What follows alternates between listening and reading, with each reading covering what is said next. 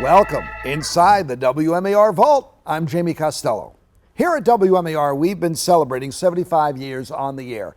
We were the first TV station in Maryland, and now we're setting our sights on the future in streaming. And to that end, we're opening up the WMAR Vault and dusting off its 16 million feet of archive footage. And here we are, mid-July. That's why the tie is loose. It is hot outside. This is the kind of weather that makes us all want to relax, cool off with a snowball, and just enjoy the lazy days of summer. But first, let's head back to 1989, when we were all celebrating the 20th anniversary of the Eagle landing on the face of the moon. July 20th, 1969, a day America and the world will never forget. Today in Washington, hundreds gathered to remember. All engines running, commit.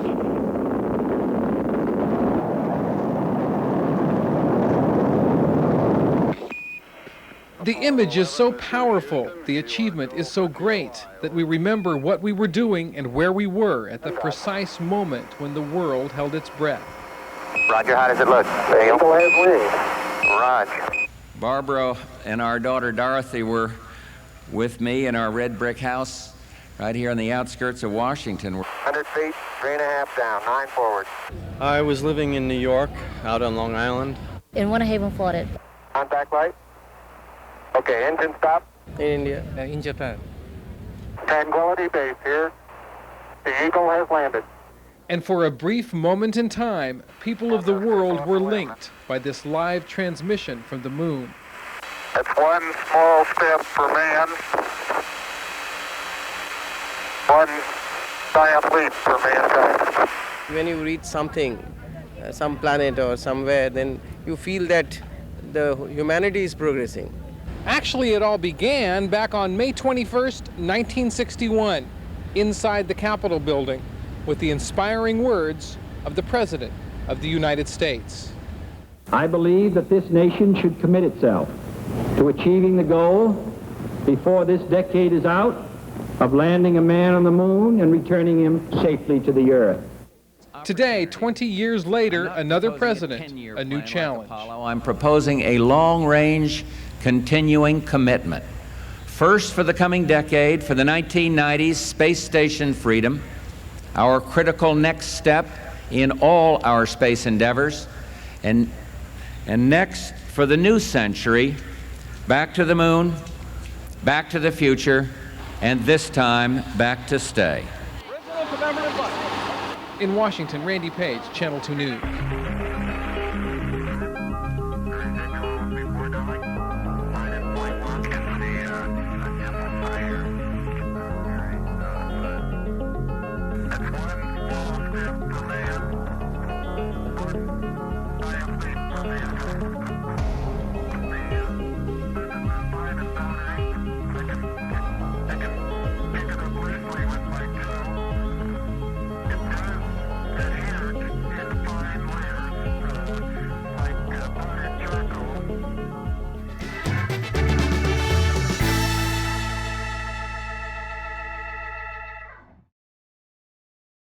Well, I know a lot of you have been waiting for to come down to Inner Harbor. I'm sure you've been waiting for the crowds to die down a bit. And let's face it, last weekend at Harbor Place, it was ridiculous. I mean, there were so many people down here, you could hardly walk around. Well, things are a lot better now. For instance, now and throughout the rest of the summer, there'll be all kinds of concerts down at Inner Harbor. This is the Bay City Jazz Ensemble. Now, we mentioned before the big hullabaloo over Harbor Place is over. And really, there is plenty of space to enjoy a quiet Sunday afternoon here. Okay, now what things have you been able to find down here to do? Many good things, Kurt. I tell you, just enjoying the Inner Harbor for once. Living around here all my life in Anne Arundel County, but I just enjoy myself immensely down here today. Okay. It's bringing people back to the city. Okay, now, if you come down, you can also probably get some kid to squeeze your hand off. You enjoying it down here too, young man? Lady. Oh, pardon me, lady. She's got a pretty good grip. Yeah. You want to hold that for a second? What's her name? Joni. Okay, Joni, I want you to explain to everybody at home what's going on down there in the harbor, okay? I'm going to go get a pizza. Be right back. Joni did tell us later that the part of today's ceremony she enjoyed the most was the parade of ships leaving the Inner Harbor, ending the Maritime Festival. A kind of tall ship salute from the ships like the Maryland Lady or the Pride of Baltimore. But it seems nowadays there doesn't have to be really any event going on down here. People just come down for the heck of it. Friendly people who just might pass the time with friendly conversation, or just might pass you a beer. Oh, you want the beer back? No. Have another one. Have another one. This is what you call a can. It's going to be a long, hot summer. This is Kurt Anderson on the scene down at the Inner Harbor with a minicam and a Schlitz light. Whatever. They don't know. See you later. We can't pronounce about it. Everywhere you look, the specs are on. I bought these about a month ago, but I've had the same style of Ray-Bans for probably 15 years, but I keep on sitting on them in my car. Red hair, red lips, blue glasses. Somebody call Vogue. How often do you wear these things? Every day. Every day, even when it rains? Not when it rains. You haven't worn them for like 12 days in a row, huh? Yeah. But it's good to have them on today. Oh yeah, because the sun is bright. So for the past several days, the rain has forced us inside. I seen it on Different World, right? Dwayne, you know what I mean? So I got a pair, right? They say I look similar like them. All right, let me see your profile. Oh, you're on Different World, aren't you? Nice to meet you, man. I thought I knew you. Sunglasses, a beard, follow the strap, and bingo, another pair. These are $5 sunglasses. I bought them about a month ago, only to become color coordinated. So when the sun pops out next week, we better cover the naked eye. Yes, I'm squinting a little bit. Well, here, have a pair, any pair. They're on her, they're on him, they're on her, they're on him, they're on him, they're on her. I was just walking down York Road in Towson trying to be hip, trendy, and together when I realized how to mellow out. Rent roller skates, as these folks did, at a new store called Great Skates. When I went inside, I saw that Linda Ronstadt skates, so I figured, why shouldn't I? I would like to rent skates, but I'd like the maximum liability insurance policy you have. Once you rent the skates and sign a contract that absolves the management of responsibility for damages, you might as well put them on and try them out. You'll need some instruction if you haven't skated lately, and fortunately, the guy I bumped into runs the place. The idea is that you hold one foot on a bit of an angle, and you use that foot to push off, and you go to the side. Then you do the same thing and go to the side the other way, and it's sort of a back and forth motion, and that's how you go forward. Skating is easier taught than learned, but I figured if I went slowly, I might as well try them outside. Unfortunately, the way out of Great Skates is down a ramp, and I found it's easier to start skating than to stop. Oh well, let's forget participatory journalism for a while and watch others skate, which they can do for a rental fee of $2 an hour, $8 a day, or $6 a night. What's new and different about this idea and this store is that it's not connected with a rink. You don't skate in a controlled area with other fanatics, but out on the street, or in a park, or in a parking lot on your lunch hour.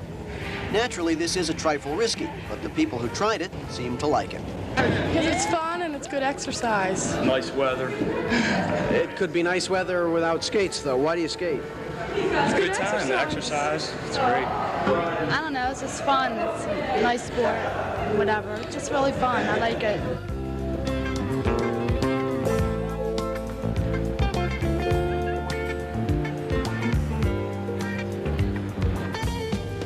Well, maybe I should try it again if it's so much fun. Or maybe I shouldn't. I'm Andrew Barth on the scene at Great Skates in Towson. Kids on wheels. Just think what they'll be like when they get the family car. But if your teen turns out to be this good, they can buy their own family car. My brother got me started when it was a fad the last time. And I just keep going because I enjoy it so much, and I've got all opportunities to travel and make money.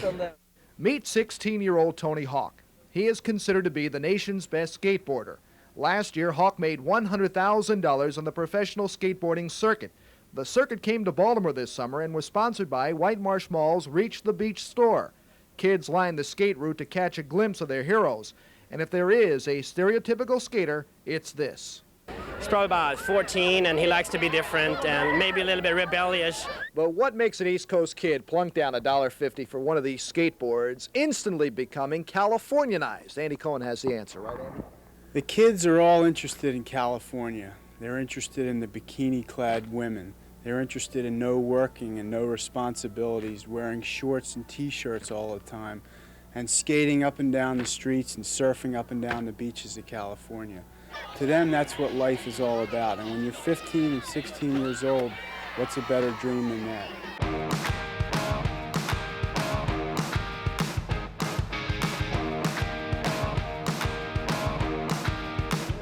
Is it a fad, or will this freewheeling spirit stick? Well, perhaps this best describes the true feeling of being on board. The feeling of freedom, the feeling that you're all out there on your own, individuality to its fullest extent. From White Marsh, Jamie Costello, Channel 2 News. Put together 2,000 children on a hot afternoon in Baltimore, and what do you get? An impossible babysitting job, right? Well, maybe. But instead, we're watching the games of Baltimore City. Action, thrills, and fierce competition. It's the championship. Run and take your mark. Hold it tight. Yet no one ever said the three-legged race was easy. You fell. What happened? I tripped over on the bag. But you kept right on going. It was fun. Moving over to the egg and spoon relay, the trick is to carry the goods without dropping them. But even if you did, no mess. Is it a real egg? I ain't gonna be on TV nowhere. There are 6 events for children to try their luck or skill at. Out of 65 camps competing, 6 will be awarded trophies at the end of the summer. The fastest times in each contest mean a first place. And even if your team lost a game or 2, there was still plenty to cheer about.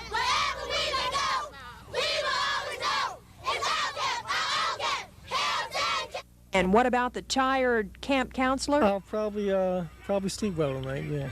Probably will. In Baltimore, Vicki Cox, News Scene 2. But before you can juggle, you're going to have to learn to juggle. Everybody take one. Everybody have a baseball? That's pretty good. We're going to teach you to be one-ball jugglers.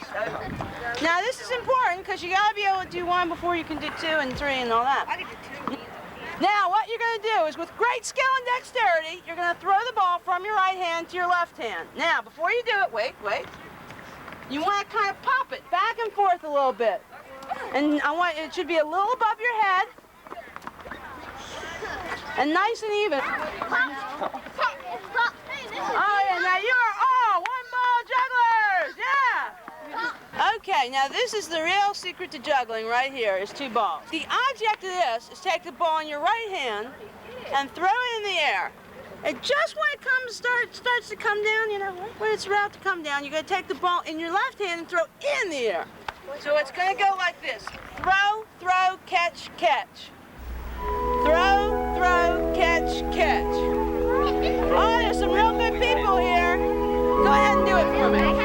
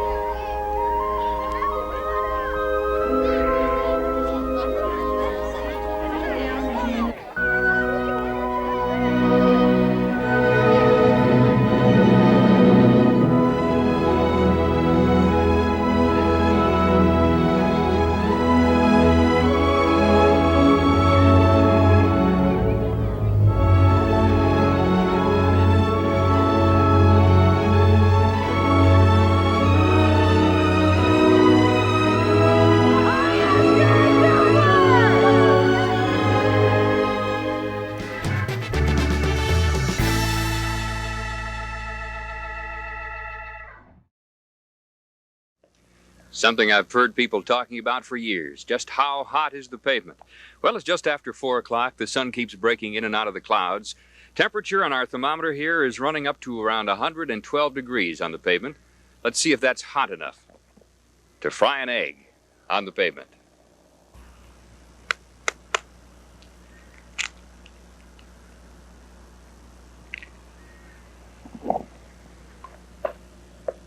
I don't know how long we can wait for that. That's going to be a 20-minute egg by the time that thing fries. Well, if you thought it was hot today, I guess you were wrong. It's not even hot enough to fry an egg on the pavement.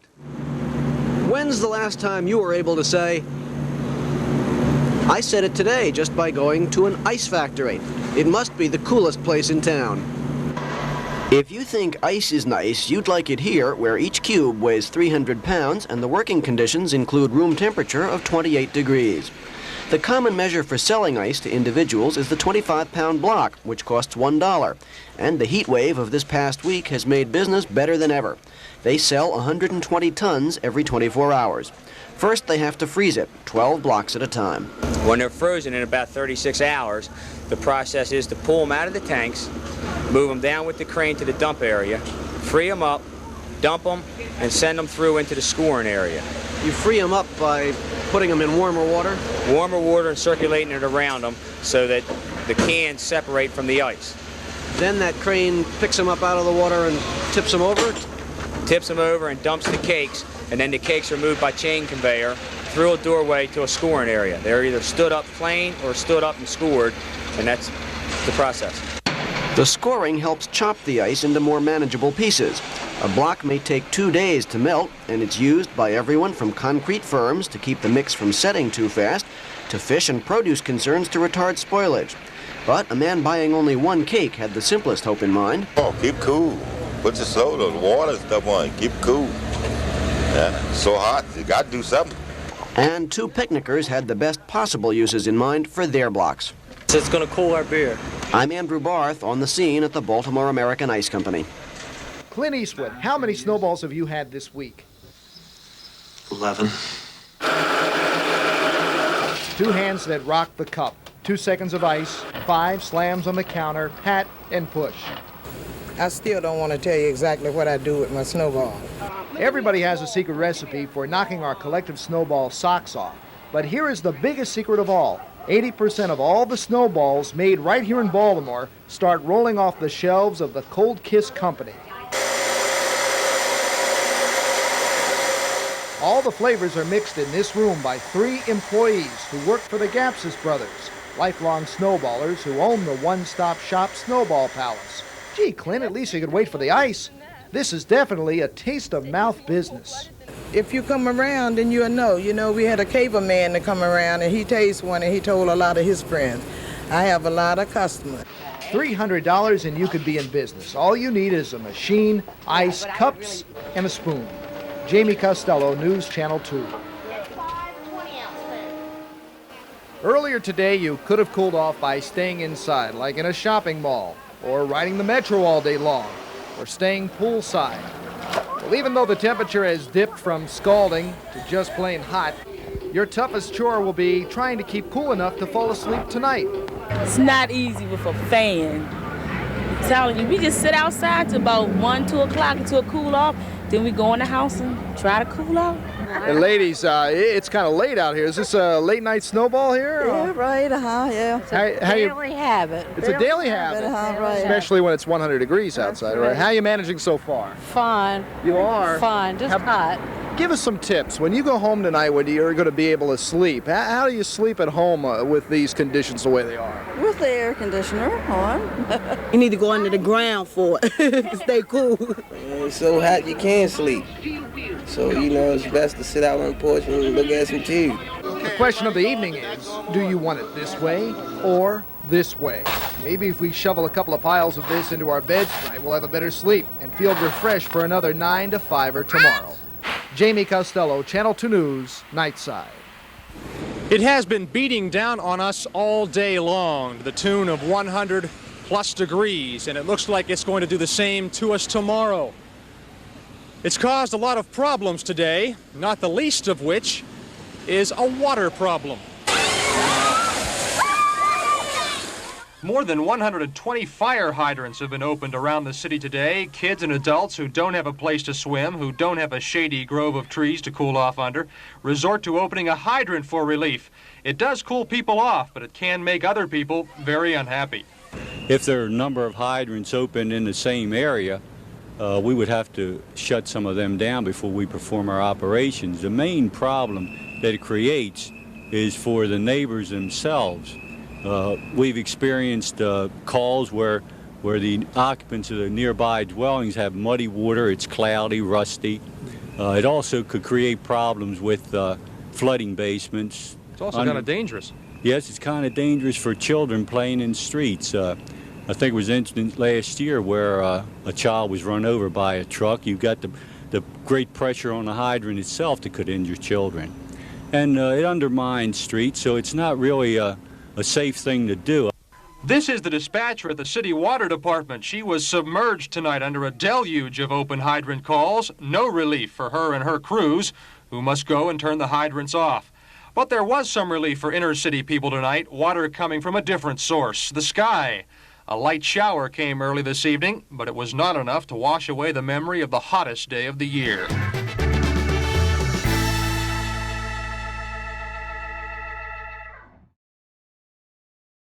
For 75 years, we have brought you the news into your home, from film to video to tiny digital cards, over the air, cable, satellite. Now here we are streaming, and we'll keep moving forward and remember to look back at the stories and the moments that made us all Maryland. We hope you've enjoyed this episode of the WMAR Vault. We hope you're cool. We'll see you next time.